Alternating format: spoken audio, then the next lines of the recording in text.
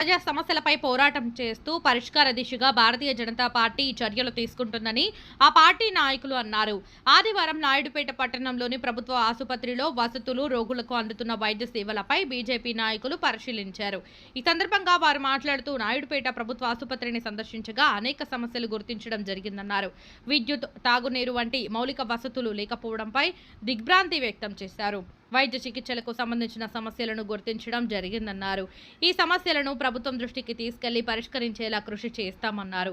ఈ కార్యక్రమంలో బీజేపీ నాయకులు రంగినేని కృష్ణయ్య, ఆశా, చెంచు, కృష్ణయ్య, బొల్లకాయల విజయభాస్కర్, న్యాయవాది శ్రీనివాసులు, అత్తలపాలెం మధుసూదన్ రెడ్డి, సూరిబాబు తదితరులు పాల్గొన్నారు.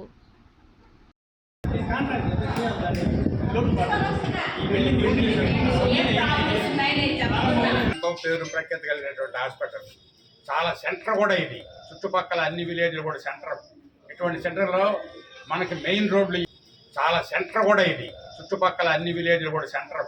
ఇటువంటి సెంటర్లో మనకి మెయిన్ రోడ్లు ఏదైతే ఎన్హెచ్ వైపు ఉండదో ఆ రోడ్లో యాక్సిడెంట్ ఎప్పుడు జరుగుతాయని ట్రామా కేర్ సెంటర్ కోసం ఎంతో ప్రయత్నం చేసి నేను జిల్లా అధ్యక్షుడు ఉండగానే 2098 ఆ ప్రాంతంలో ప్రయత్నం చేసి ఇక్కడికి ట్రామా కేర్ సెంటర్ తీసుకురావడం జరిగింది.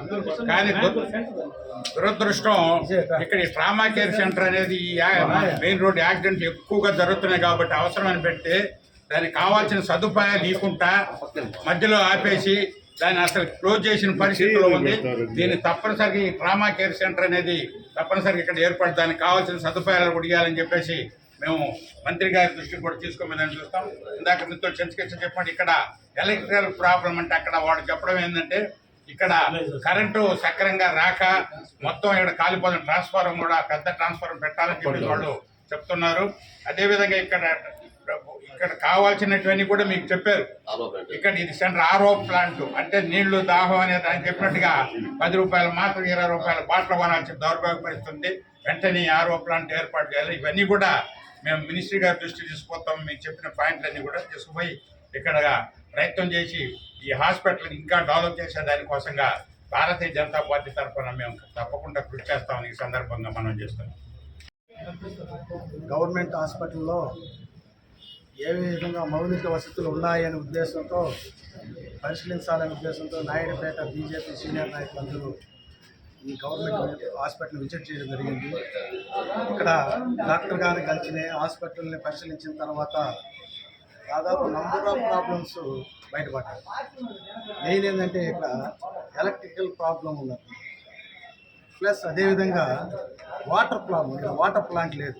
ఎందుకంటే ఇక్కడికి వచ్చే హాస్పిటల్కి వచ్చేంత పేదలు వచ్చి కనీసం వీళ్ళ హాస్పిటల్కి వచ్చి 10 రూపాయలు మాత్ర కొనేదానికి వస్తే 20 రూపాయల బాటిల్ నీళ్ళు తాగాల్సిన పరిస్థితి ఏర్పడుతుంది. కాబట్టి ఇక్కడ ఏంటంటే వాటర్ ప్లాంట్ అనేది నిర్మాణం చేయాలి.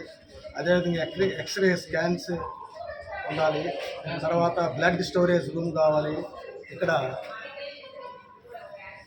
Blood storage room, Q2 plant, trauma care centre, తర్వాత డయాలసిస్ సెంటరు, ఫోటోగ్రూపల్